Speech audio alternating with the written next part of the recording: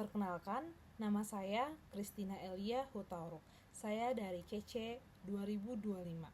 Di sini saya akan menjelaskan tentang makalah saya yang berjudul Meningkatkan Kualitas Keperawatan Melalui Penerapan Etika dan Etiket Era Digital di RSUD Taman Sari. Perkembangan keperawatan global menghadirkan tentang baru melalui digitalisasi, AI, dan telehealth atau yang disebut dalam rumah sakit itu adalah IMR, di mana kita sebagai perawat terus mengikuti perkembangan teknologi yang sangat pesat. Jadi kita harus bisa beradaptasi di mana era sekarang adalah era digital. Terus perawat juga dituntut untuk adaptif terhadap inovasi teknologi serta menjunjung tinggi etika dan profesionalisme. Jadi tujuannya juga adalah perawat juga harus bisa beradaptasi di dalam teknologi yang tadi saya jelaskan tentang tingginya etika dan profesionalisme. Etika juga profesi menjadi pedoman dalam bersikap dan berkomunikasi dengan pasien, keluarga, serta rekan sejawat. Jadi kita sebagai tenaga kesehatan di mana kita harus bersifat mempunyai komunikasi yang baik kepada pasien, keluarga, serta teman sejawat untuk berkolaborasi atau dengan kerja yang sebaik mungkin. Terus di sini juga ada etiket mencakup sopan santun, kebersihan pribadi, tentang diri kita sendiri dan lingkungan, dan penampilan yang berprofesional. Di sini adalah manfaatnya itu meningkatkan pemahaman tentang etika dan etiket keperawatan. Jadi kita memberikan edukasi kepada perawat atau tentang tim kerja di rumah sakit bagaimana pemahaman tentang etika dan etiket, di mana etika adalah prinsip moral yang absolut atau mutlak tentang benar atau salah yang bisa memandang manusia dari segi dalam batinnya. Sedangkan etiket itu adalah aturan sopan santun dan tata krama yang relatif. Lalu di sini menjadi sarana refleksi dan evaluasi praktik keperawatan, di mana kita sebagai perawat yang kerja di rumah sakit, kita harus punya refleksi diri. Apakah kami ini sudah baik dalam praktik di dalam rumah sakit, dan evaluasi menjadi perawat yang lebih baik. Mendorong inovasi pendidikan dan kurikulum berbasis etika, di mana kita semakin berpesatnya teknologi, jadi semakin pendidikan juga semakin berkembang dan kurikulumnya juga berkembang. Jadi kita bisa mendorong inovasinya kepada teman-teman kita dan kita sendiri. Terus memberi dasar rekomendasi kebijakan peningkatan mutu pelayanan, dan sangat penting ini di dalam rumah sakit karena rumah sakit selalu dicap seperti profesi yang judes perawatnya atau penampilan yang biasa saja, yang pucat perawatnya. Jadi di dalam makalah ini menjelaskan bagaimana kita merekomendasikan peningkatan mutu pelayanannya. Terus meningkatkan kepuasan pasien dalam citra profesionalisme perawat. Jadi kalau pasien yang sedang sakit, kalau kita misalkan dalam citra profesi kita aja sangat buruk, itu bagaimana pasien bisa sembuh kalau misalkan dari citra profesi kita sendiri aja belum baik. Mereka juga pasti melihat kita juga sangat tidak senang atau tidak suka. Ya, di sini saya menggunakan metode di mana tujuannya ini adalah mengetahui penerapan etiket dalam praktik keperawatan, mengidentifikasi kendala dan solusi untuk perbaikan, di mana metode ini terus untuk mencari yang lebih baik atau perbaikan. Di sini juga ada metodenya, yaitu studi observasi deskriptif analitis, di mana saya menggunakan studi observasi melihat teman kerja saya dalam bekerja di pelayanan. Pengumpulan data melalui observasi dan dokumentasi, analisis kuantitatif dan kualitatif. Di sini kita biar bisa tahu bagaimana kita bisa meningkatkan kualitas etiket dan etika keperawatan di era digital di RSUD Taman Sari. Di sini saya menggunakan formulir seperti ini, di mana formulir ini adalah aspek yang diamati itu penampilan profesionalisme, seragam lengkap, rapi, bersih, dan sikap sopan. Ini adalah untuk gambaran diri kepada kita sebagai perawat atau tenaga nakes, di mana kita harus memakai seragam yang lengkap dan rapi sesuai dengan instruksi yang di rumah sakit masing-masing, terus bersih, tidak kotor atau kumal, dan bersikap sopan. Yang kedua adalah kerjasama komunikasi baik antara anggota tim, di mana ini sangat penting komunikasi karena kita kerja di pelayanan di rumah sakit, kita harus berkomunikasi baik karena kita bersifatnya berkolaborasi, bukan hanya perawat saja yang ada di rumah sakit, tapi ada dokter, perawat, radiologi, analisis, dan banyak lagi. Terus bekerja sama koordinasi tugas yang terlaksana, di mana kita sebagai kolaboratif di rumah sakit itu bertugas untuk melakukan tugas kita dan melaksanakan tugas kita di pelayanan. Saling membantu dan dukungan, dimana kalau teman kita sedang kesusahan, kita sudah tidak ada kerjaan lagi, kita membantu, saling membantu. Dan itu ada personal hygiene, di mana rumah sakit tempat infeksi, banyak penyakit, perkumpulan penyakit, di mana kita juga harus amankan diri dengan personal hygiene, yaitu penggunaan alat pelindung diri. Seperti contoh 5 moment. 5 moment itu ada 5, di mana sebelum kontak dengan pasien, sebelum melakukan tindakan aseptik, setelah terkena cairan tubuh pasien, setelah kontak dengan pasien, dan setelah kontak dengan lingkungan pasien. Di mana itu sangat penting karena untuk menjaga atau melindungi diri kita di rumah sakit. Yaitu kita relasi kerja seperti hormat dan profesional kepada pasien. Kita harus sopan karena etika dan etiket itu lebih mengutamakan tentang moral, di mana kita tidak bisa membedakan, tidak boleh membedakan suku dari manakah dia, atau dia dari orang atas, menengah, atau bawah, itu kita nggak boleh membedakan. Kita harus bersikap yang baik dan bersifat yang netral. Yaitu kita di sini juga ada untuk checklistnya, ada profesional kepada keluarga juga. Kita juga nggak harus sama tentang pasien terus, tapi kita juga harus bersikap etika dan etiket yang moral dan sopan santun kepada keluarga pasien. Dan kita juga di sini ada relasi kerja hormat atau profesional kepada staf lain juga. Seperti yang saya jelaskan tadi, yaitu kita adalah rumah sakit yang bekerjanya bukan hanya tentang perawat saja atau tenaga kesehatan, tapi banyak lagi, ada admin atau kasir atau cleaning service, seperti itu. Terus dokumentasi lengkap dan benar, ini adalah pelaporan kayak asuhan keperawatan, di mana menggunakan IMR, dimana sekarang tuh less paper. Dan itu apa yang telah kita lakukan atau tindakan, kita langsung melaporkan dan sesuai dengan di rumah sakit masing-masing. Dan itu pelaporan ilmiah atau pelaporan kita tuh tepat waktu, harus real time. Kalau misalkan dokter menginstruksikan ini, kita lakukan dan langsung kita buat laporannya. Yaitu di sini juga dari observasi yang tadi kita bisa mengangkat hasil analisa, di mana kita mempunyai ada kekuatan dan kelemahan, di mana pasti di rumah sakit itu pasti ada kelemahan dan kekuatan. Bagaimana kita bisa menjadi analisa ini jadi lebih yang baik untuk diperbaiki.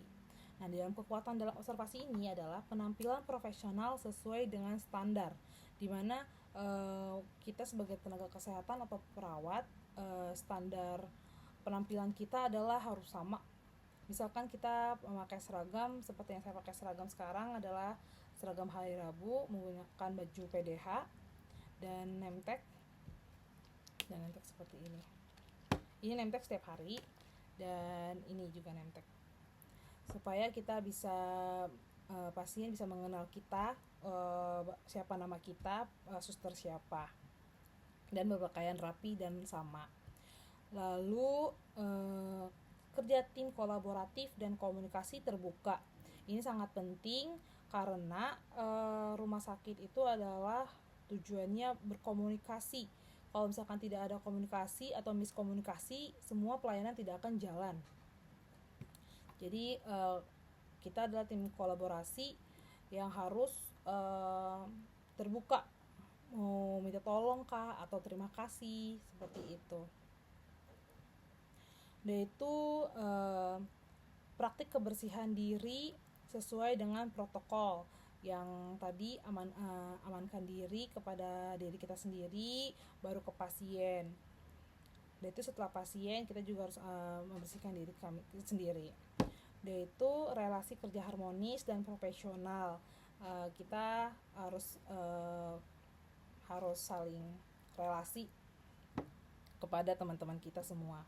Terus pelaporan ASKEP yang sistematis. Jadi kita tahu bagaimana kita melakukan pelayanan itu, etikanya tuh sudah baik atau belum untuk pelaporan sistemnya.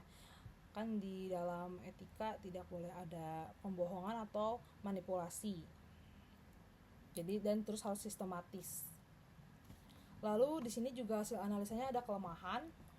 Kelemahannya itu yang pertama adalah komunikasi dengan pimpinan yang kurang optimal. Di mana komunikasi itu yang tadi saya jelaskan sangat penting, karena kalau misalkan miskomunikasi atau yang kurang optimal itu pelayanan tidak akan jalan.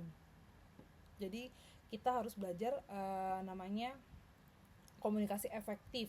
Mau komunikasi efektif kepada pasien, keluarga, atau kepada teman kita, kolaboratif, dan atasan kita, dan teman kita sejawat. Itu variasi praktik personal hygiene, dimana kita juga harus bisa bervariasi ya. Misalkan orang-orang atau teman-teman kita tuh beda-beda personal hygiene-nya. Ada yang ketemu pasien baru bersih cuci tangan, ada yang sebelum ketemu pasien cuci tangan, lalu setelah kontak dengan pasien tidak cuci tangan. Itu kan bervariasi ya. Jadi dimana kita bisa menerapkan kelemahan-kelemahan ini tuh supaya lebih baik lagi biar sama 5 moment yang tadi saya jelaskan. Terus pelaporan ASKEP yang belum efisien.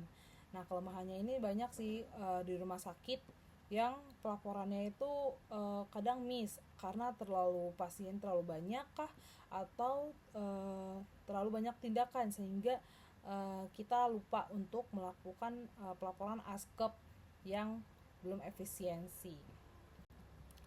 Lanjut, di sini kita bisa diskusi dari hasil analisa, yaitu bagaimana biar kita bisa lebih baik lagi, yaitu aspek komunikasi etis perlu diperkuatkan melalui pelatihan rutin, di mana pelatihan rutin untuk komunikasi efektif kepada pelayanan-pelayanan yang langsung berkontak dengan masyarakat.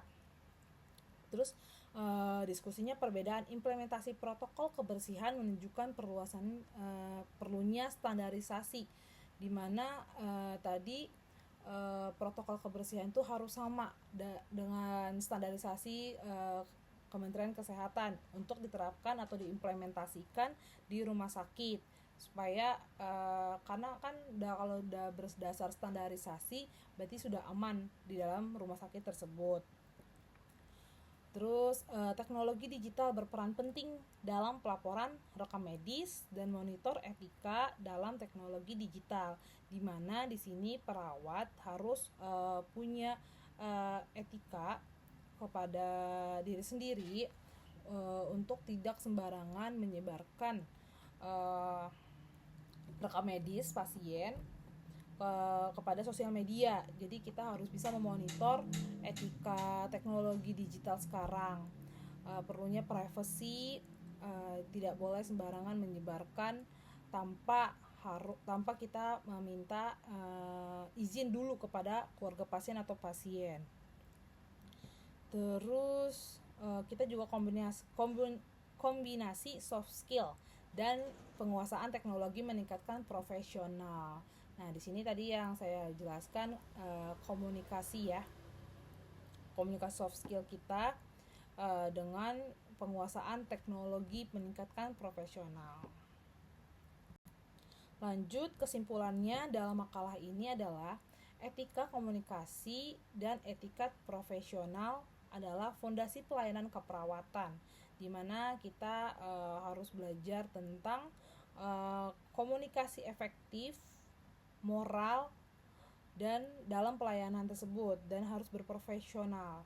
Terus digitalisasi dan kerja tim interprofesi memperkuat penerapan etika, di mana kita sesama teman sejawat atau teman tim kerja yang bukan perawat atau perawat, kita juga harus bisa memperkuat penerapan etika kita di dalam era digital. Karena kan di digital itu kita bisa menggunakan handphone atau misalkan dalam komputer atau PC, kita emang harus melakukan pelayanan kita dalam kerja, tidak membuka-buka atau YouTube kayak kita memain game, itu nggak boleh karena kita punya etika. Kalau misalkan di rumah sakit ya berarti kerja. Terus perawat perlu terus meningkatkan refleksi diri. Refleksi diri maksudnya adalah kita harus refleksi etika kita tuh sudah benarkah atau kurang puaskah atau harus perlu diperbaiki dari observasi, yaitu literasi digital dan komunikasi yang etis atau komunikasi efektif. Saran dari saya adalah penguatan pendidikan berbasis etika dan etiket ini sangat penting, karena dari sinilah tingkat profesional kerja perawat itu bisa bagus dan baik, karena kita perawat itu memang harus bermoral kepada masyarakat, karena kita yang temuin adalah manusia. Terus standarisasi penampilan dan kebersihan profesional ini juga sangat penting, karena pertama yang kita lihat adalah penampilan kita. Kalau sudah rapi berarti kita dilihat masyarakat, kita siap untuk melayani mereka. Yaitu pengembangan sistem pelaporan berbasis teknologi, di mana asuhan keperawatan atau pelaporan kita harus melakukan dengan secara real time, dan kita tidak boleh sembarangan yang main-main di PC atau main HP di jam kerja. Itu kita bisa kita gunain untuk hal-hal yang tidak penting dalam pekerjaan, itu nggak boleh. Jadi sarannya kita emang harus benar-benar dalam teknologi itu kalau bisa IT-nya itu bisa memblok situs YouTube atau situs game, jadi khusus untuk pelayanan saja. Kolaborasi kebijakan antar stakeholder. Stakeholder itu adalah proses kerjasama antara berbagai pihak yang berkepentingan dalam sistem kesehatan, misalnya pemerintah, rumah sakit, institusi pendidikan, di mana diskusi bersama menyusun aturan, pedoman, dan regulasi yang berlaku. Setiap pihak berperan aktif sesuai wewenang dan keahliannya. Lalu di sini adalah mendorong budaya refleksi dan feedback positif. Jadi kita melakukan ini pasti kita ingin mendapatkan feedback yang positif dan budaya yang refleksi. Jadi ini sangat penting. Baik, dari kesimpulan ini adalah kita bisa untuk menampilkan etika dan etiket keperawatan dan mengimplementasikan di rumah sakit, dan saya harap dalam observasi ini mutu pelayanan itu bisa menjadi lebih baik dan bermutu. Sekian dan terima kasih dalam presentasi saya ini. Terima kasih.